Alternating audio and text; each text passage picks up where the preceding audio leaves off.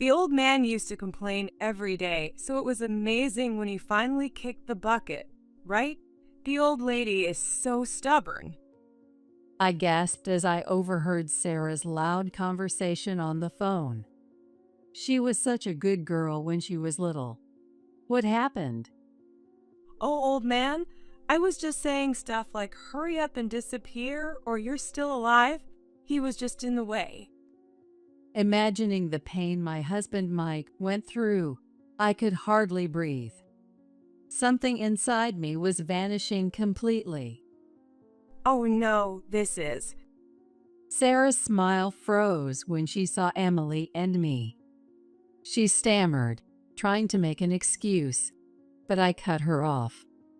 Could you not speak?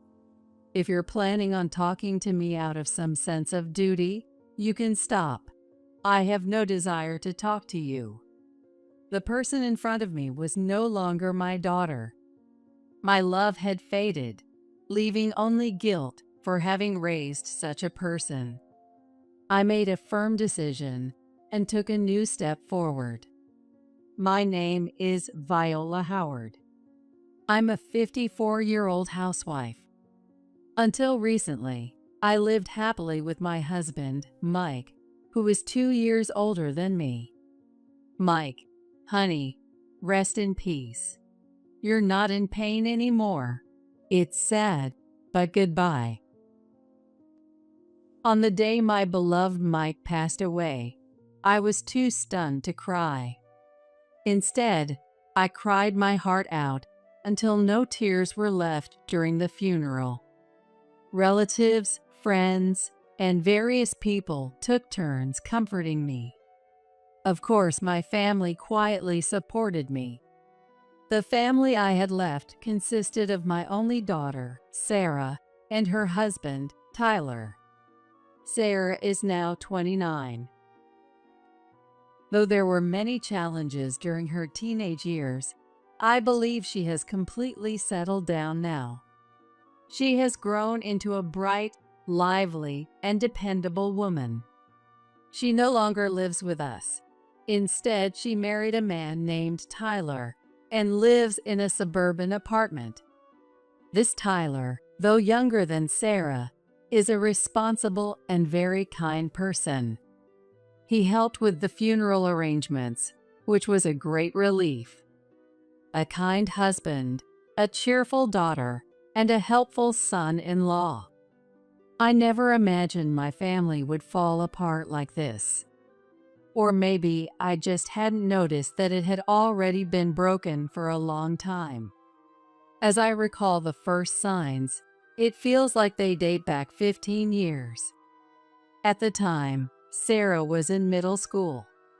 She was right in the throes of adolescence. She's been going out a lot lately. Mike remarked, leaning forward.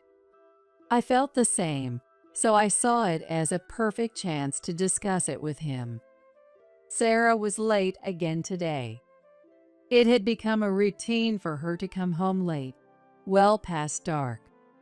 Yes, she seems influenced by an upperclassman from her club. She even dyed her hair without permission. I don't know what to do anymore. Sarah was such a good, bright, and cute girl when she was little. She had a bit of a cheeky side, but I raised her with love. Up until elementary school, she was really just an ordinary child. However, things changed when she entered middle school. Then things changed. Her friends became those who wore their uniforms sloppily, and she started to behave badly. Just the other day, I noticed she had a lot of piercings. You're not hanging out with strange people, are you? It's dangerous, you know, if something happens.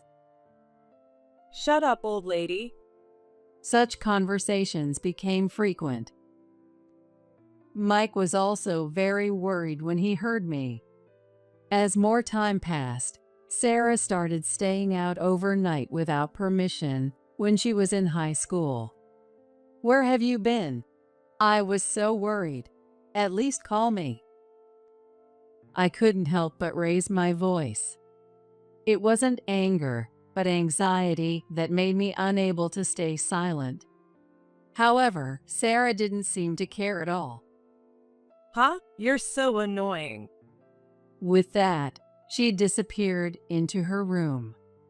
I gradually began to wear out from the stress. Mike also tried to talk to Sarah, but she just wouldn't listen. Instead, she stayed out even more to spite us for being persistent.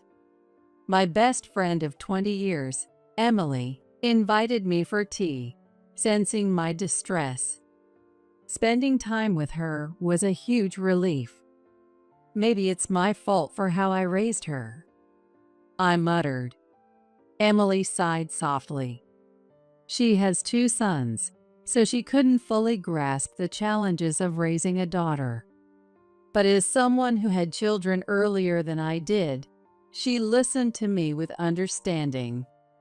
Sarah isn't a little girl anymore. It's not just about how you and Mike raised her. Remember how we were in high school? Our friends and TV had a bigger influence on us than our parents did. Her words lightened my heart a bit. Emily was right. I never became a delinquent, but during my high school years, conversations with friends were more important than listening to my parents.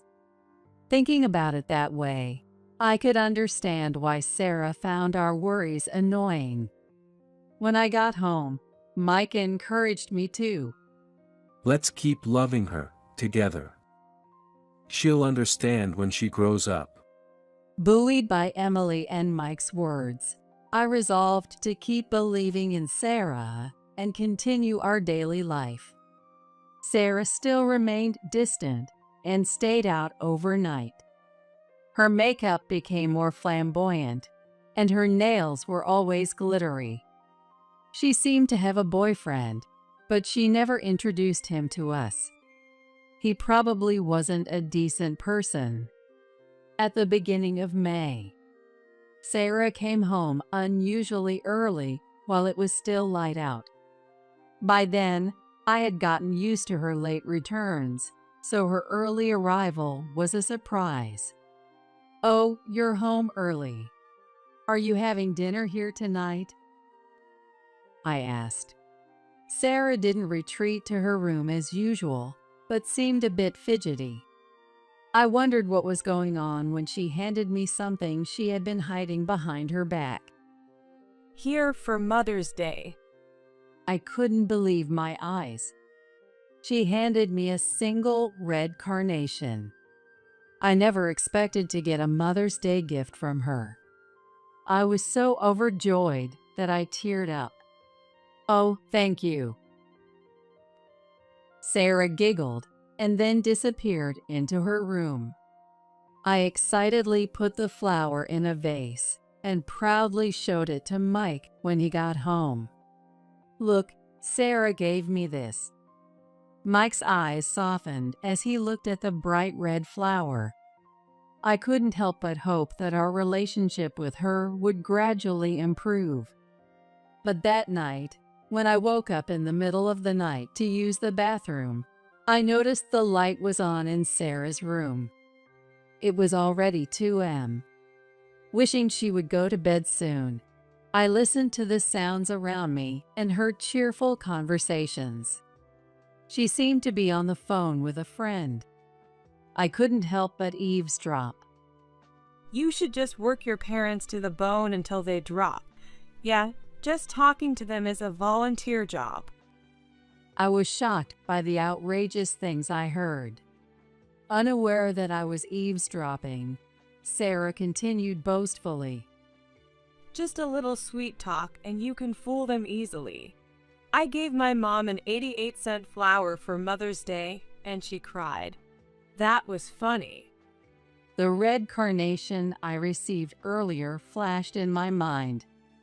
I bit my lip and quietly walked away. The next morning, I woke up slightly earlier than usual and immediately woke up Mike. I needed to talk about Sarah's phone call from the previous night. Mike was stunned by what I told him, scratching his head and frowning. Is she serious, or is she just trying to act tough for her friends? His words reminded me of Sarah's shy smile when she handed me the carnation. Deep down, I wanted to believe that was her true self. Soon, Sarah came down, looking sleepy. Seeing both Mike and me staring at her, she tilted her head in confusion. What's up? Good morning. Seeing her like that, Mike and I couldn't help but smile and relax. We decided to believe in Sarah's sincerity. 10 years later, in his mid-50s, my beloved Mike fell ill. Despite being newly married, Sarah actively helped with his care. It made me happy, thinking Mike was right about her understanding as she grew older. However, Mike didn't seem pleased with Sarah's visits. Curious, I asked Sarah about it. Dad seems to think he's being a burden to me. I see, I thought. Taking Sarah's words at face value, I ended up scolding Mike. It's okay to rely on Sarah. Let her be filial after all the struggles we've had. When I smiled, Mike looked sad and unconvinced. After about a year of battling illness, my beloved Mike passed away. He was only 56 years old. I was heartbroken. After the funeral, Sarah held my hand. Why don't you live with us? You must be lonely alone. We're family. We should support each other. I gladly accepted the offer. Since Sarah and Tyler's apartment was small, we decided they would move into the house Mike and I shared. We started by clearing out the house. Every item was filled with memories, making it hard to part with things. Sarah and Tyler often helped. This is nostalgic. This is nice. We can use it. Watching the young couple talk about the items was endearing. I felt a strong sense of family. As life slowly returned to normal, I went to my part-time job. Sarah came over that morning, so I left her to look after the house.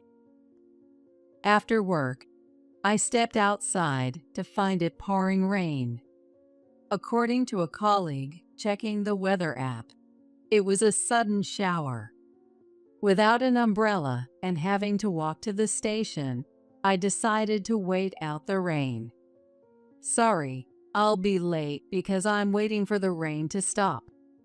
I called Sarah, who should have been waiting at home. Then Sarah replied cheerfully, Sure, I'll cook dinner while I wait. Tyler's coming over tonight, so how about we have a family barbecue at home? I was grateful she was even taking care of the household chores. Even though Mike had passed away, I felt fortunate to have been blessed with a new family in Sarah and her husband. As I waited for the rain to stop at the entrance of my workplace, a familiar car pulled up. Viola, I was just on my way to your house. Perfect timing. Hop in. It was Emily in the driver's seat. She happened to be passing by and offered me a ride. I'll get home much earlier than planned. Thank you, Emily. We talked about our lives as we drove.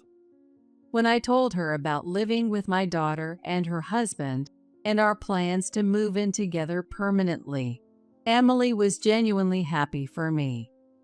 Returning home with Emily was wonderful until it was summer, and the windows were open with only screens. As we got out of the car, Sarah's loud phone conversation hit our ears. Old man used to complain every day, so it was amazing when he finally kicked the bucket. Old lady is so stubborn. I gasped. I stopped in my tracks and grabbed Emily's arm.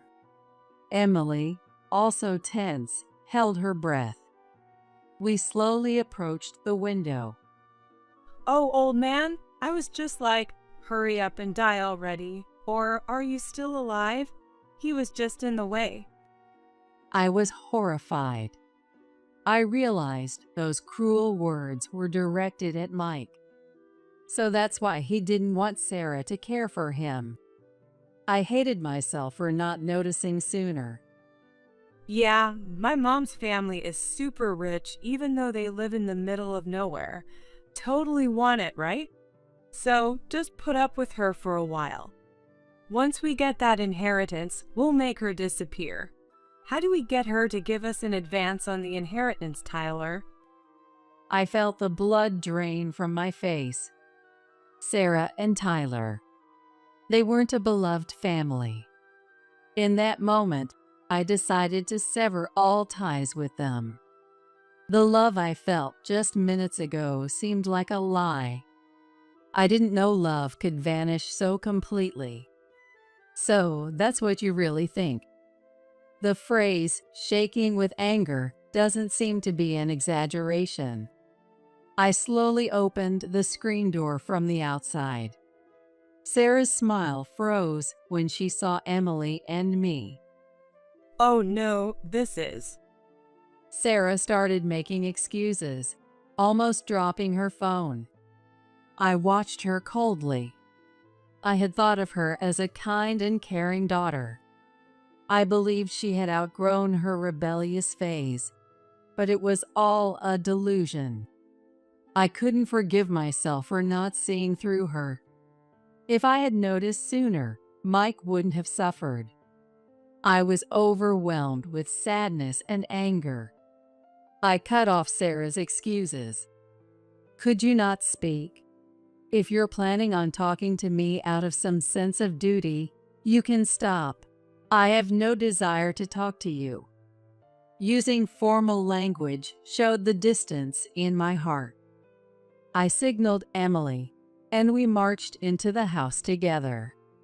Inside, I saw Sarah's bag and Tyler's tools, items they had brought in.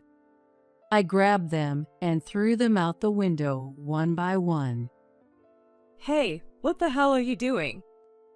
She protests, grabbing at me, but I resist with all my might. While Emily, who's bigger than me, tries to push Sarah out the front door, I finish throwing everything out the window. Sarah, still hurling insults, continues to struggle with Emily. Our eyes meet as Sarah glares at me, and I can't help but voice my resentment. Even when you turned delinquent, even when you talked back, even when you yelled over the phone to your friends that parents were a nuisance. Despite all that, I tried to believe in the child I gave birth to, but it was truly in vain. If I had cut ties sooner, I wouldn't have caused grief for my beloved Mike. I feel my cheeks burning, and as I casually wipe them, I notice my hand is wet. Apparently, I had been crying. It was just a joke, geez. I felt a tremendous dislike for her half-smile and twitching face. She broke free from Emily, and with all my strength, I shook off her hand that tried to touch my shoulder. "Don't touch me," I shouted loudly. In the commotion, Sarah dropped her phone. The call is still connected, and the name Tyler is displayed on the screen. I picked up the phone and, with all my strength, threw it. With what I considered a perfect pitch, the phone flew out the window and landed on the road in front of the house. No, my phone. Sarah screamed and ran to retrieve it. In the meantime, I closed all the windows, locked them, and secured the front door with the chain. Hey, doesn't Sarah have a spare key? Won't she bring that rough-looking husband of hers? Emily's words made me freeze. Tyler is obviously a former delinquent, and the two of us, women in our 50s, wouldn't stand a chance against him physically. Following Emily's suggestion, I sought help from those around us. Neighbors and Emily's sons came rushing over, and we decided to stay together. Naturally, I also decided to stop living with Sarah and her husband. But that's not all. I've resolved to leave this house and move far away. I want to go somewhere they can't reach. I never want to see them again. I want to move to a place where we won't run into each other by chance. So, I first call a buying service, not a moving company, with the help of my friends. The buyers couldn't come immediately, so I first asked my nearby friends and relatives for help. As a parting gift, please take anything you like, whether it's dishes, appliances, anything but my husband's ashes and memorial tablet. Few people could come that day, but once I mentioned that items would be given on a first-come, first-served basis, some rushed over. I also called out to the neighbors who were present. Feel free to take anything you like, even the TV or refrigerator. I'm starting fresh with all new things. I pack valuables that I don't want to be taken into a travel bag. The neighbors happily take away items like bookshelves and a relatively new vacuum cleaner. As night falls, relatives and friends arrive in droves. They eagerly choose nicer pots and Mike's golf equipment, asking, "Are you sure?" with delighted expressions. I'm glad to see them happy, much better than letting the heartless Sarah and her husband take them. As people are busy packing the mementos, a loud car pulls up outside. As expected, Sarah has returned with Tyler. They probably came to beg for forgiveness. Through the window, I see Sarah holding what looks like a cake box as a peace offering. Thinking that cake could make up for everything is beyond ridiculous. The two seem bewildered by the number of cars parked around our house and the many people coming and going. I stand up and head to the front door to chase them away. What the hell is this? No way, that bag is the one I wanted. Sarah turns pale at the sight of the appliances and my branded bags being taken out. Tyler stands stunned in the doorway. Thief! Thief! Sarah tried to grab the couple carrying the TV, but everyone stopped her. Everyone here had heard about Sarah and Tyler's misdeeds from me and Emily. No one was going to listen to them now. Sarah was still screaming, "Thief! Thief!" But to me, she and Tyler were the real thieves, stealing my time and love. Get out! Don't touch anything in this house. Everything here belongs to me and Mike's loved ones. There's nothing here for heartless people like you. I shouted with all my might. But Sarah and Tyler didn't leave. In fact, they tried to come inside, so I decided to take the final step. I called for the people waiting in the other room with Emily, John, Mary. Seeing the people who came out, Sarah's face twisted in fear. Tyler's eyes widened, and his mouth dropped open. It was because the people standing there were Tyler's parents.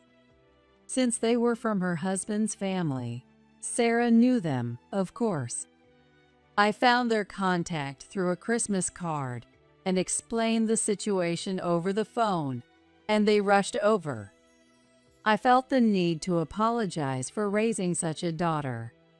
But Tyler's parents were sympathetic. Apparently, they had also shed many tears over Tyler's behavior. Tyler's father, who had come to the front door, approached him silently with a fierce expression. He grabbed Tyler's arm firmly. Ouch. Let go. Tyler was dragged out by his father. His father worked in construction and was very strong, leaving Tyler unable to resist. Tyler's screams were met with silent determination as his father marched him out. Sarah was also forced out by several people.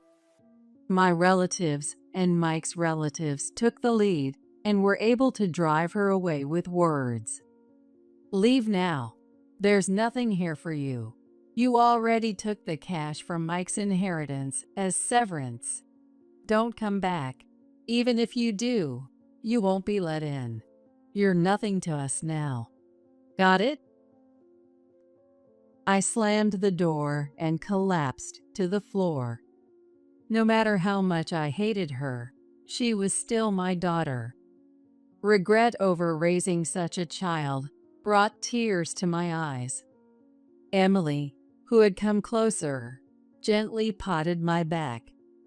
After that, Sarah and Tyler never came to the house again. Tyler's parents kept a close watch on them. They even monitored Sarah as their daughter-in-law, filling me with guilt.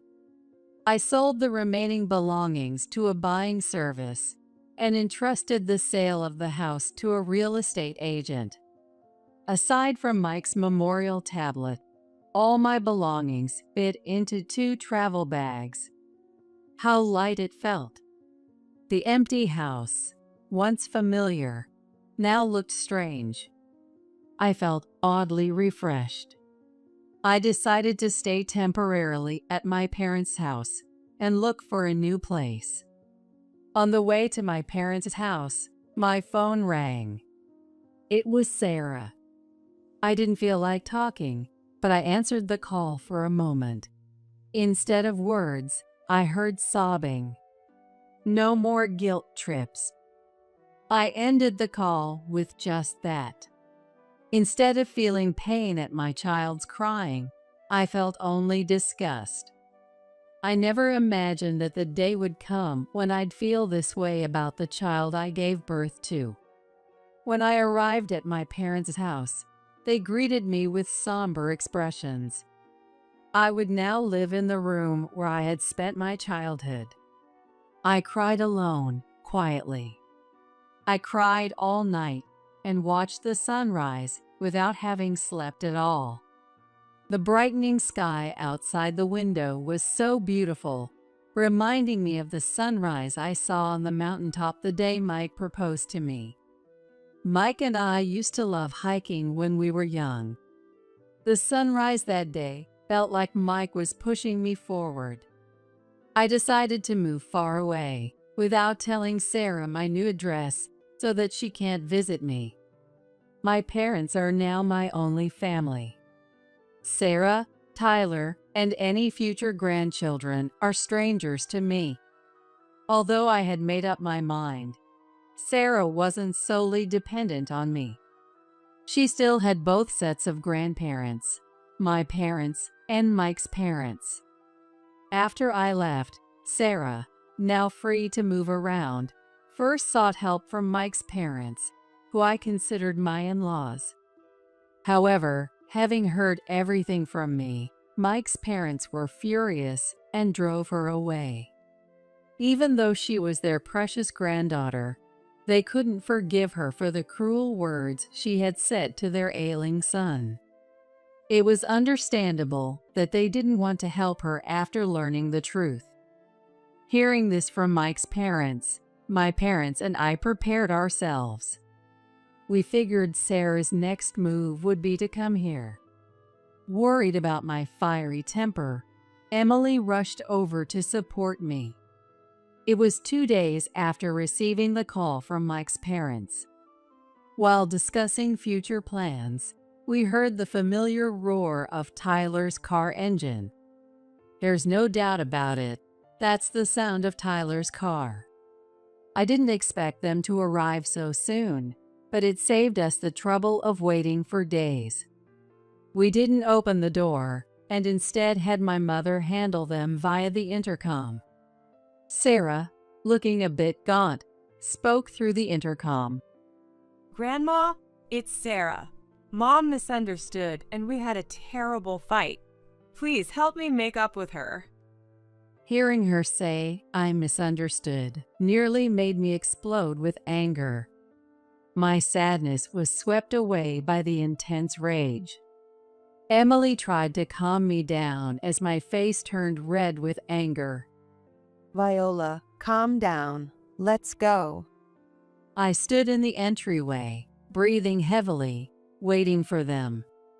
Sarah, unaware that I was inside, probably waited for the door to unlock. On my signal, Emily swiftly opened the door. Grandma, Mom.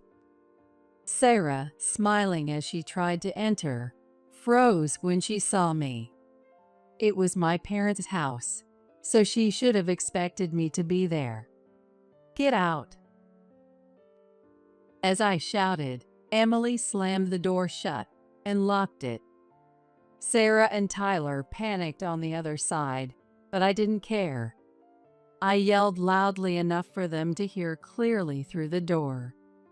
I no longer have a daughter. Anyone who tells her sick father to disappear is not the precious, beloved daughter I once loved. You are strangers to me now. Get out. There was one thing I didn't say, but kept to myself. That sentence was, "I wish I had never given birth to you." No matter how much I felt it, I knew as a parent that it was the one thing I could never say. How much time passed. After a while, the sound of the engine started again, and the two of them left.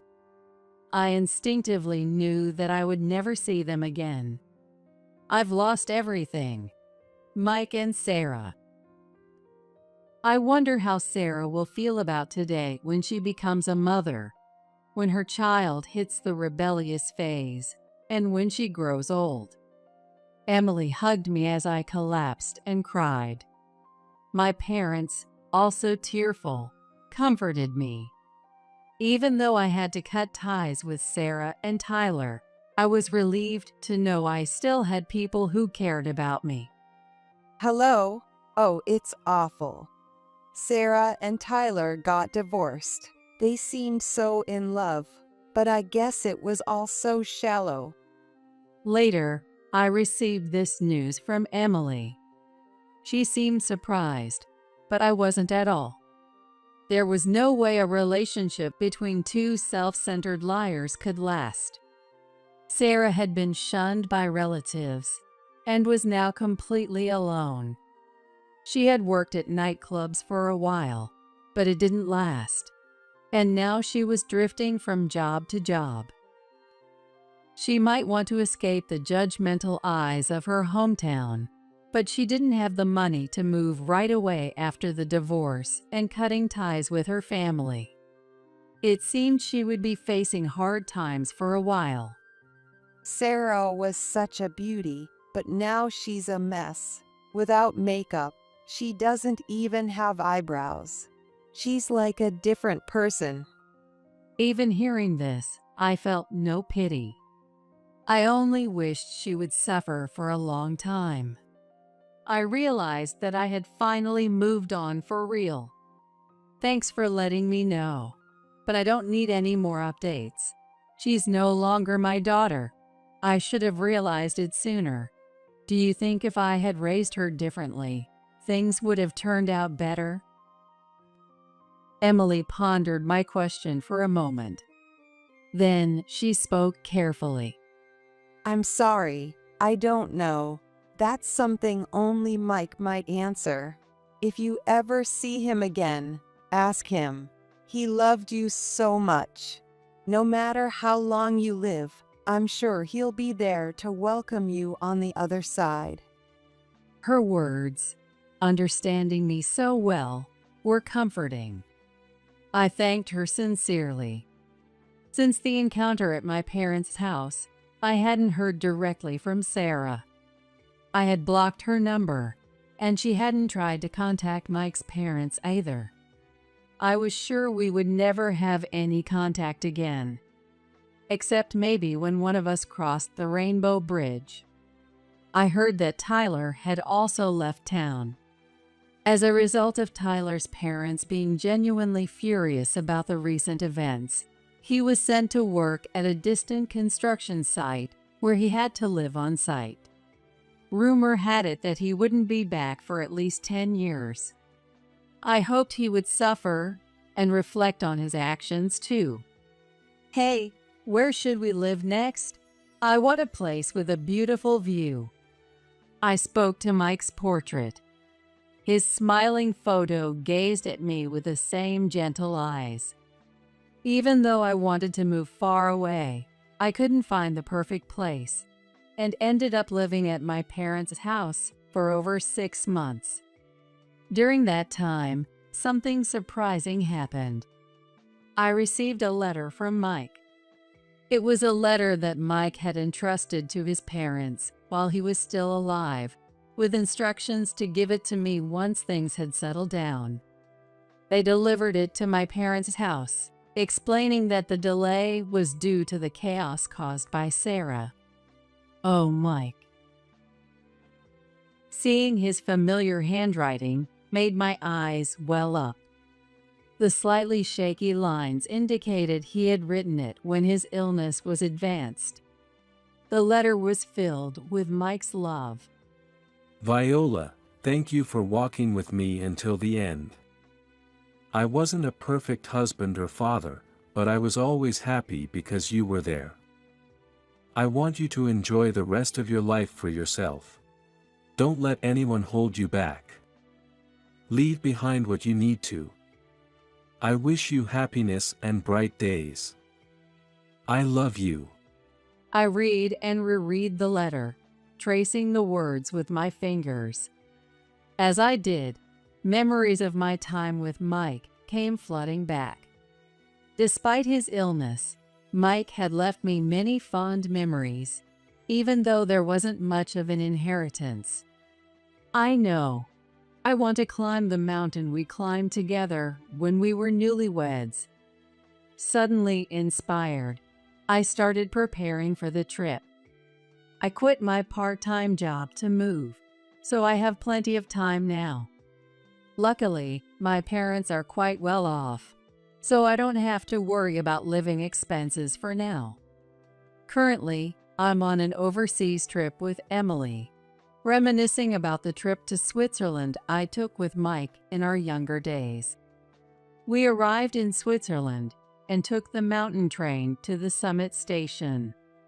In the unchanged scenery, I feel a sense of renewal as the wind blows.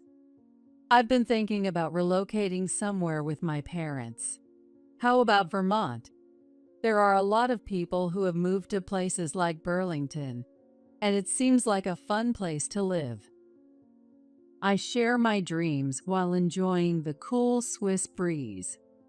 Maybe it's because I'm far from the US, but the air seems different here. Emily chuckles and responds, Where I live is pretty nice too, and it's cool there. There are quite a few older folks, so your parents might find it comfortable. She lives in the highlands of Colorado. I can imagine it's a quiet and nice place. I'm excited about the idea of living either by myself or with my parents, and where we might settle down. I'll discuss it well with my parents and make sure they'll be happy. I want to do a lot for my parents, much more than I have until now, and I want to cherish my friends. Maybe start working part-time again. The sunrise viewed from the mountain hut is beautiful, filling me with a sense of a bright future. Following Mike's letter, I believe there will be shining days of happiness ahead as I continue to live my life.